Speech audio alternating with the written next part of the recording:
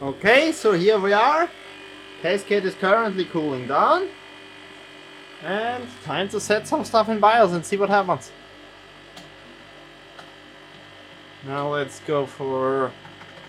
I know this chip is pretty decent, so... something like this. Then... memory to the lowest. 6, 7, 5... 22, because this one is garbage. 4, 72, 7, 4. Okay. This should still work. Actually, I think I tested this higher.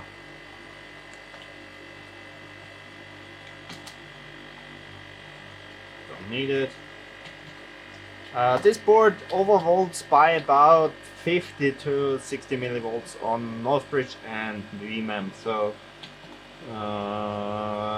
start with 1.55. Actually, we don't need any of that.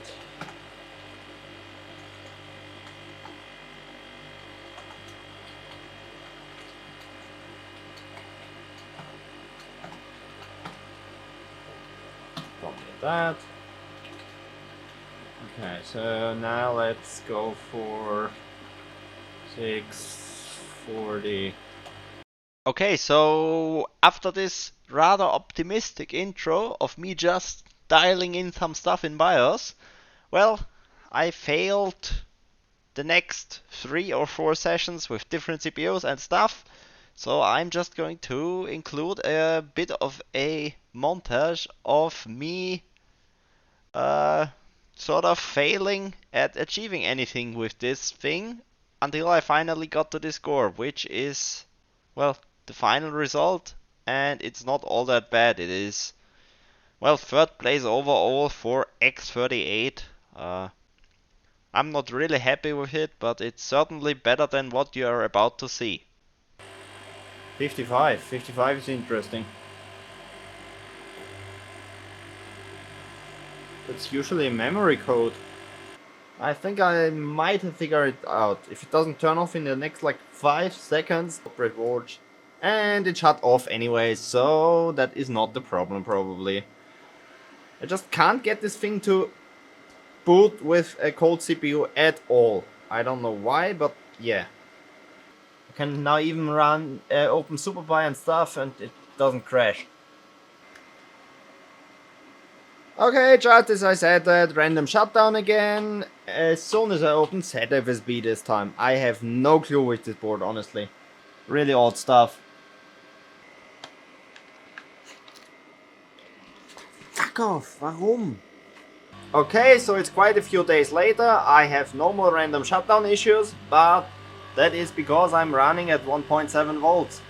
I still can't really get the board to behave at high voltages. But, well, let's see where we can go FSB wise now. I booted 640 right into OS at 1.67 volts Northbridge. So let's open ZFSB. Just see where this goes.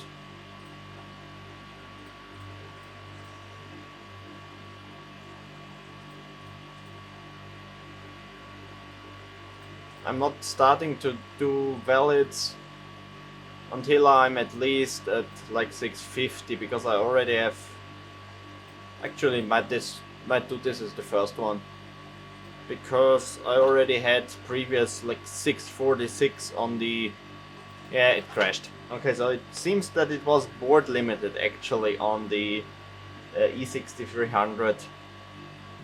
So I think this is where I will leave it.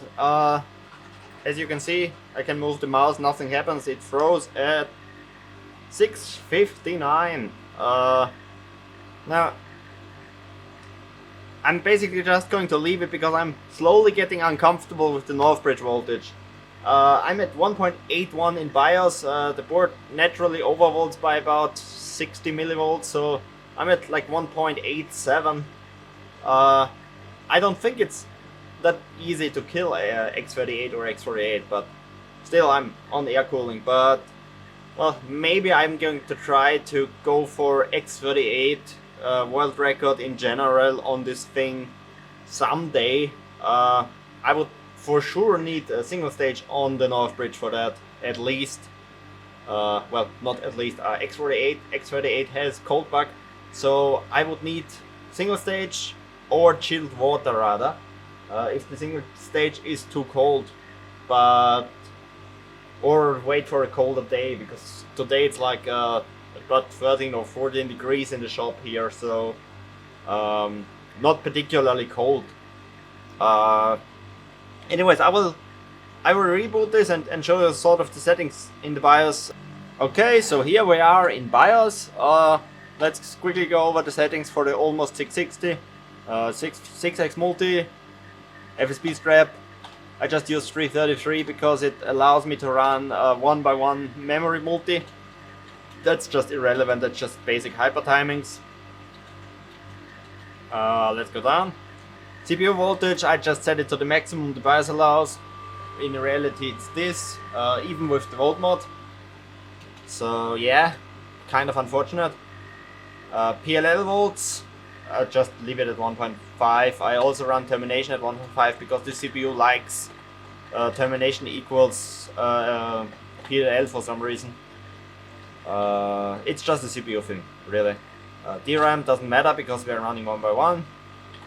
Just a quick note on the DRAM volts. The board overvolts by around 60 to 80 millivolts here as well. So just keep that in mind. North bridge voltage 1.81, again about 60 millivolts overvolting by the board.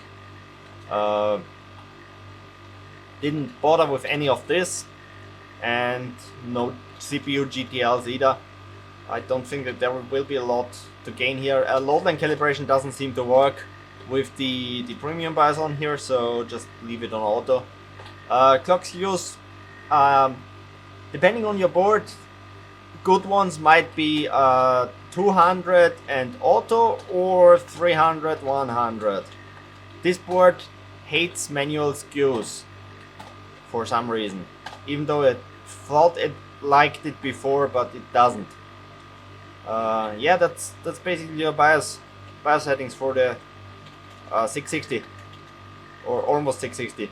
Now, obviously, I expect samples to vary quite a lot, especially with X38. So your board might be even worse than this one, or it might actually be on the level of X48, like a P5E3 Premium. I heard about some supposedly good ones of these, though the scores on HWBot sort of don't back that up.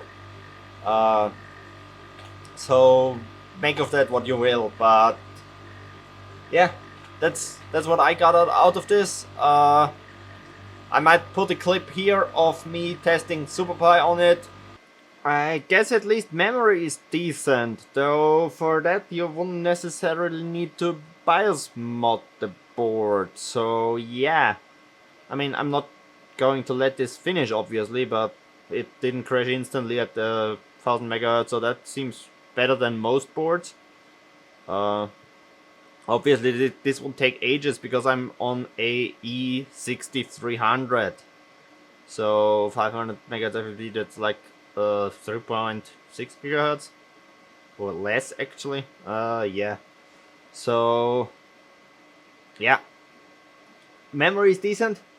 Memory seems to be quite decent, but yeah, FSB even with the P5E3 Premium BIOS is just not on the level of X48. So yeah, that's it for the sort of overclocking update, I guess. Probably released directly after the volt mod video, or even in it. I'm not sure how I'm doing it. Well, as you can see, I managed the 660 mark. Not really much changed. Still 1.81 volts, but the magic of the PCI GPU, I guess. 2 MHz more. Yay! Anyways, I'm done now. I said that like 15 times before, but this time I'm actually not going to do anything after this. I'm just going to turn off the cascade. Actually, let me do it on video. Here we go. So yeah, That's it. I hope this helped. Bye.